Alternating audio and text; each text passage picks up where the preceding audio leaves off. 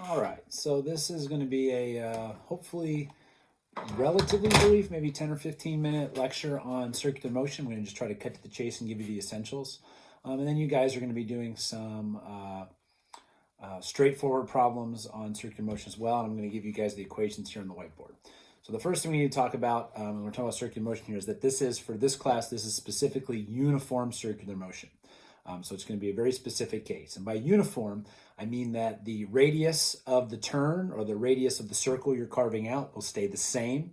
So the size of the circle carved out will stay the same, and the speed will stay the same. So we're going to be going at the same speed. So for example, I'm going to try to make this happen. This is this was easy to tie a shoestring to. This is like a little brain. Usually I would use Mario Ball. I unfortunately did not bring Mario Ball home with me. So I'm going to swing this around, and we're going to, hold on, let me get it set up. So we'll go ahead and call that, there we go. We'll call that a fixed radius at a constant speed. And my first question for you guys, and I want you to pause the video here in a moment after I ask it, for just 10 seconds and come up with an answer in your brain, is this accelerating, yes or no? So we've got a fixed radius, constant speed. Is it accelerating? So just decide yes or no, and in your brain, if you got a Y, that's great. Go ahead and pause the video.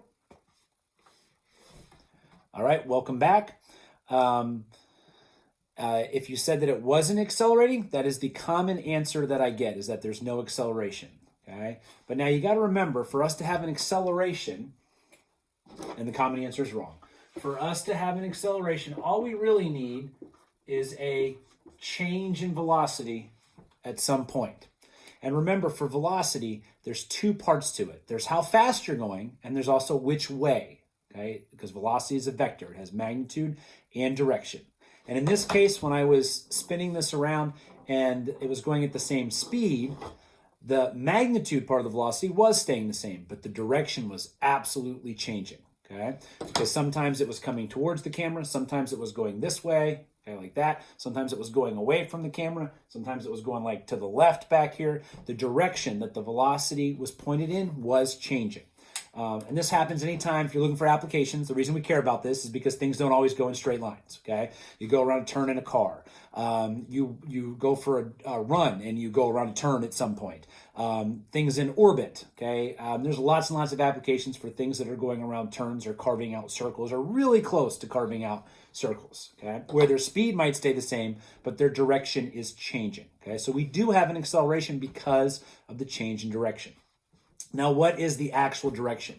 Now, I'm not going to actually do this, but imagine if I let go. I'm going to do like slow-mo. Imagine if I let go when it was headed straight towards the camera. Okay, if I let go of the string at this point, okay, it will no longer make the turn. It'll fly right at the camera there. Okay, so if I let go when it's here, it would fly at you guys. If I let go, so move through. Let go right here, it would fly at you. Let go over here, it would fly that way. It would go what we call tangent to the circle. It would fly off in a straight line in the direction it was going, and that straight line will be perpendicular to the radius of the circle at that point. You don't need all that terminology. All you really need to know is that if I let go of the string, it would fly that way. So this is the direction of the velocity, and I'll draw it up here on the whiteboard in a minute as well from like a top-down perspective because I think it's a little bit easier to do it that way.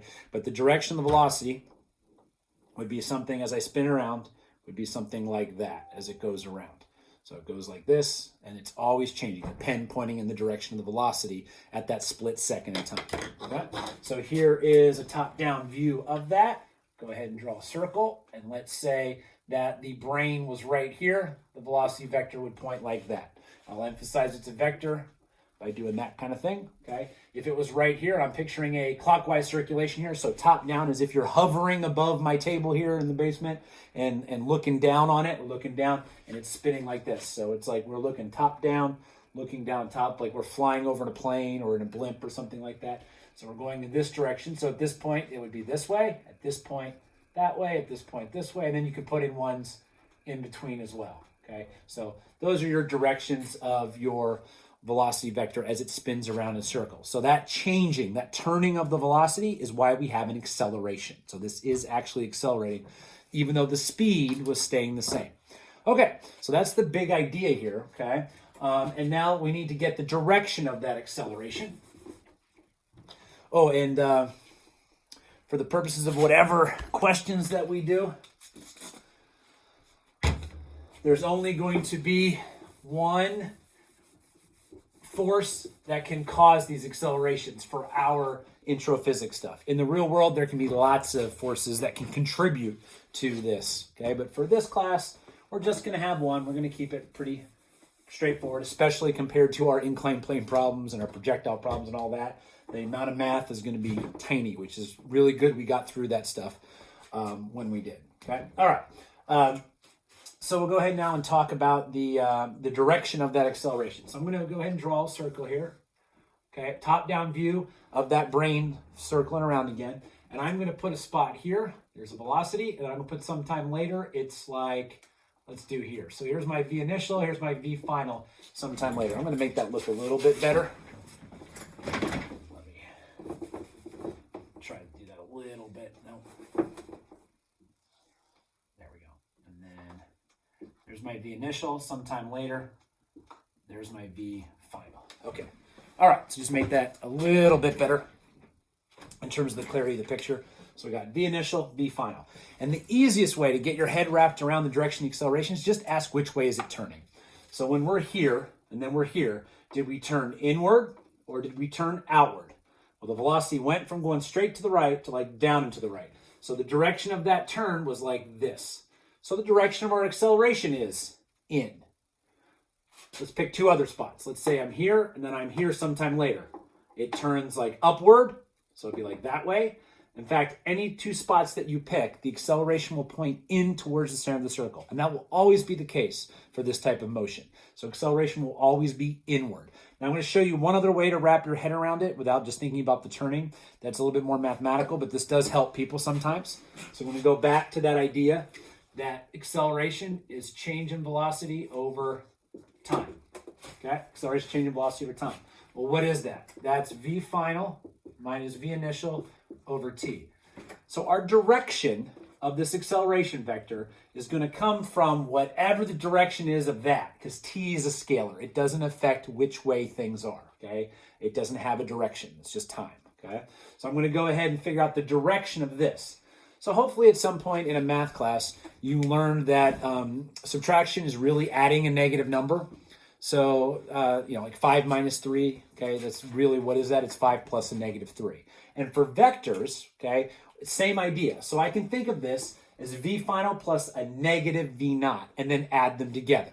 You might remember we went out in the hallway a while back, okay, and we walked around with meter sticks and we threw down some arrows, okay, and we learned how to add two vectors that weren't in the same direction, okay? So like think about the right triangle stuff. Like we walked 3 meters this way, 4 meters this way. You go from tail to tip to get the 5 meters like up into the, not sure on the video, up into my right, so up into your left, okay, whatever it is, okay? And then you drew that arrow to get like what the result of that would be, or what we call the result. Same idea here, okay, except I've got a plus and negative V naught. So what will my negative V naught look like? Well, V naught goes to the right, negative V naught will go to the left. So I'm going to go ahead and draw. There's my negative V naught going to the left, okay? And now I'm going to put my V final on there, and I'm going to draw it in such a way that I can add these two together. So I'm just going to take this and move it down to here. So here's my V final. And now to add these two together, because I'm doing V final plus negative V naught, there's my negative V naught, I just go from tail to tip. So from right here to right here. That's my delta V, okay? And my delta V and my acceleration are the same direction. So this is down and to the left, move it up here, and we get something down and to the left. That's the direction of the acceleration, in towards the center of the circle.